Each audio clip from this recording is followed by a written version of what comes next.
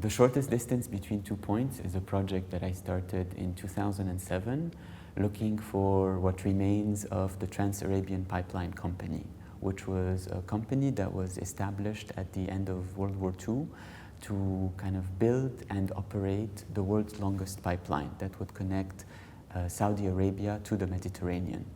At the time, basically the straits were being nationalized, and there was a fear that oil could no longer be carried around the Straits of Hormuz and Bab el-Mandeb, and the Americans were looking for a faster way to get oil out of Saudi Arabia. And they thought that shipping it by land would be more effective. Thinking also that this land was just an empty desert that they could lay a pipeline in. The project was a joint venture between three American companies, and it was at the time the biggest American investment outside of the United States, and it was the world's longest pipeline that measured 1,213 kilometers long and was about 80 centimeters wide. This company affected and transformed the region as it was one of the kind of multinational companies that transformed the relationship between the US and Europe with regards to the Middle East.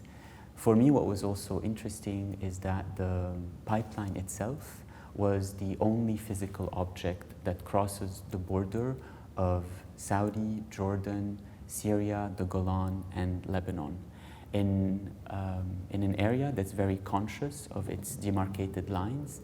It becomes an object for inquiry. It became an object for inquiry for me. And what was also very interesting is that the company lived through the 1948 Palestinian exodus, the 1956 Suez crisis, the 1967 and 1973 wars, and ultimately it collapsed after the Israeli invasion of Lebanon in 1982. So in a sense, the company follows the radical socio-political transformation of the region, and in a sense becomes a witness of that transformation. So I kind of started an in-depth research into the history of this pipeline, and it's also noted that it's really the first oil company to collapse in a world that still relies heavily on oil. So in a sense, for me, rather what started as a research into the past quickly became kind of a moment or questioning what will happen in the future to all oil infrastructures once we no longer depend on oil. As I was kind of starting to do research, I was really interested in the relationship between geopolitics and sculptural form, and the idea that kind of those historical moments not only affect the lives of people, but they have kind of an effect on geography and on infrastructure and form. And so I started this project thinking of what are the kind of formal dimensions of this historical event. And I started a series of works that kind of came together in 2013 under kind of a project called The Shortest Distance Between 2 Points that looked at different formal possibilities that came from this story. Maybe two immediate ones were a chalk line that looks at the geometrical aspect of this project, which is the pipeline, like I said, was established basically as a shortcut to link Saudi Arabia to the Mediterranean in what was thought to be a straight line, in order to avoid a curve that would go around the Arabian Peninsula to get you to the Mediterranean. And in a way, it establishes a geometrical relationship between a curve and a straight line. Usually in geometry, the shortest distance between 2 points is conceived as a straight line. But when we apply this rule to geopolitics, we realize that it actually shifts between a curve and a line. So basically before 1945, the shortest distance between Saudi and the Mediterranean was the curve around the Arabian Peninsula. Between 1945 and 1983, because of the Trans-Arabian pipeline, it became a straight line.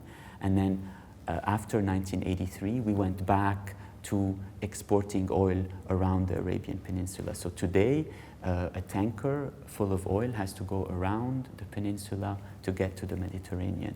And as we know, the whole kind of current socio-political conversation around the Gulf has to do with questions that go back to the end of World War II.